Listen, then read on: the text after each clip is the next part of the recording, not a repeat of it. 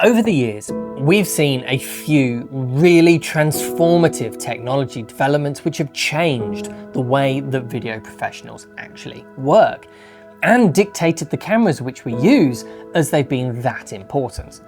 I'm thinking of the move from tape to solid state media cards, the rise of large sensor and interchangeable lenses, having reliable autofocus. All of those have been big generational moves forward, which at the time, if you didn't have them in your kit, depending on the work you do, of course, they did really start to hinder your work and ultimately your earning potential. They were that important. And in my opinion, we could be on the edge of another one, but you might not realize it. And that is open gate recording.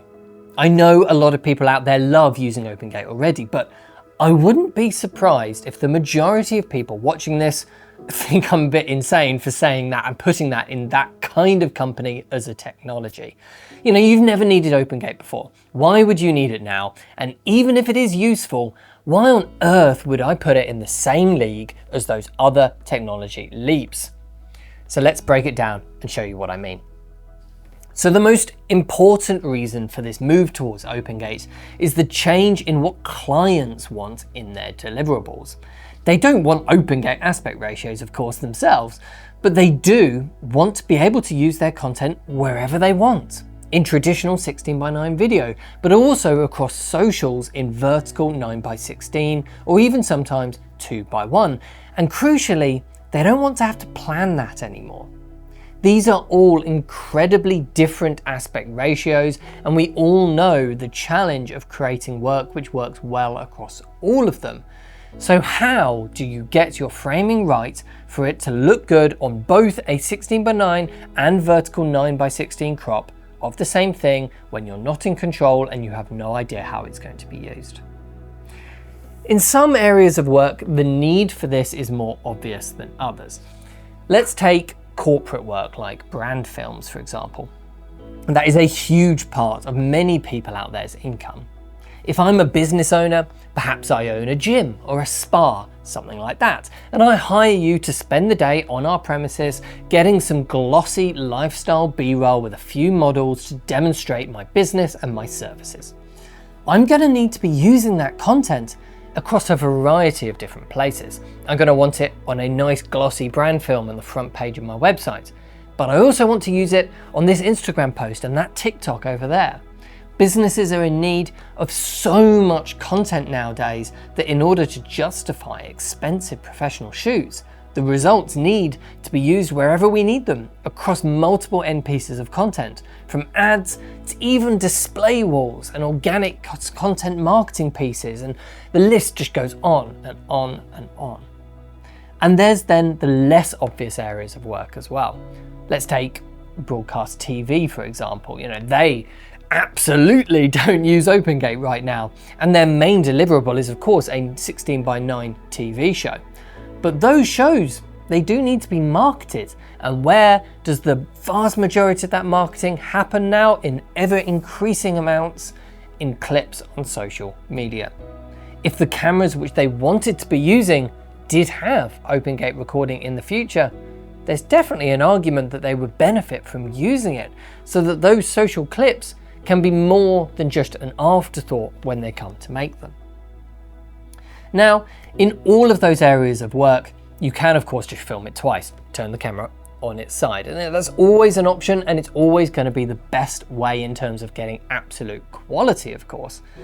But as any working professional out there knows, time is everything, and filming everything you do twice, it's very inconvenient, and in some cases is going to be absolutely impossible to do.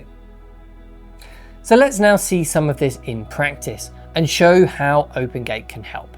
Take this shot of Lucy here leaning against this tree. This is in 16:9, obviously, it's a normal shot. So if we wanted to give our client a vertical version of this same clip, we'd crop it like something like this. But now it all just feels very cramped. There's just no space to play with.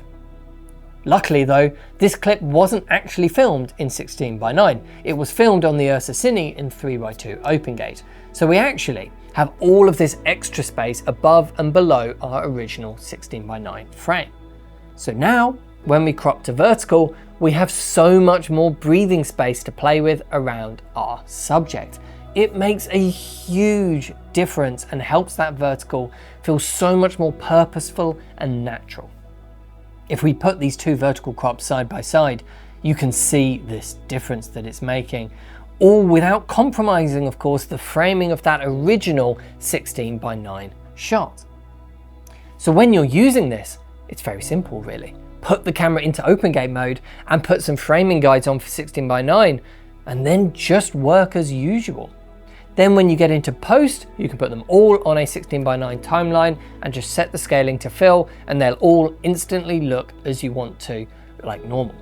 But when you need to do your crop for vertical, you have that so much more of that vertical height to work with in your image. It's all already there to work with using the same clips. Using this by default is a really easy habit to get into, and it's going to make a huge difference, all without changing very much at all really in terms of your workflow. Now, one thing that I feel like I should address is the actual term itself, open gate, which is in many ways a bit misleading and confusing. It's a bad term for what we're using nowadays. It comes from using film, of course, but in our new digital world, all it really means is using the whole sensor. Technically, I suppose if a camera has a 16:9 sensor, then 16:9 video is its open gate mode. But that, of course, is not what any of us mean by open gate in this context. Also, I have seen some times when people have called a 3:2 crop out of the middle of the frame an open gate mode. But that's also not what we mean. That's not gaining vertical height, that's losing horizontal width. It's definitely not the same thing. We also see open gate modes which are 3:2, 6:5, 1:1.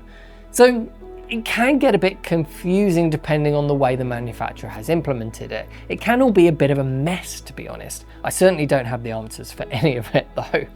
But really though, all that's important here is what we're after is that an aspect ratio that is taller than the regular 16:9 or 17:9 recording modes in a camera. That's all we need for this to work. It just needs to be the same horizontal width, but taller. We don't want to lose anything on that horizontal area.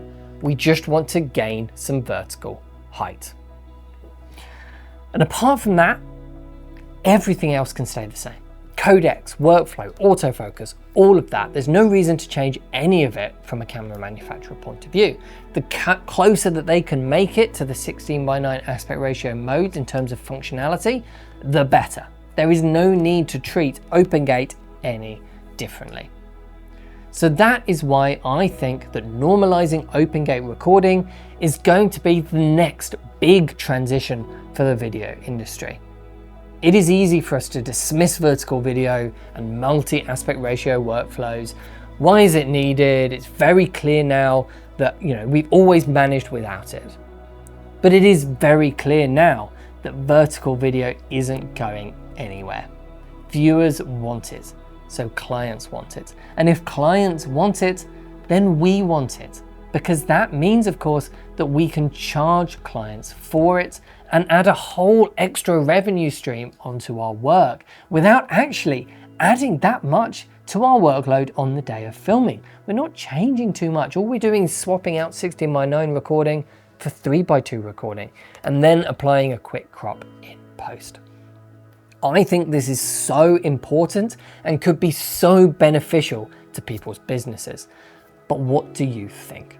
Do you agree? Let me know in the comment section down below. Have you used open gate recording for this purpose already, or do you use it for something else? Do you just disagree entirely? Let us know, and if you want to buy anything Pro Video related, of course, just head over to proav.co.uk. We'd be happy to help. Thanks for watching. I'll see you in the next one.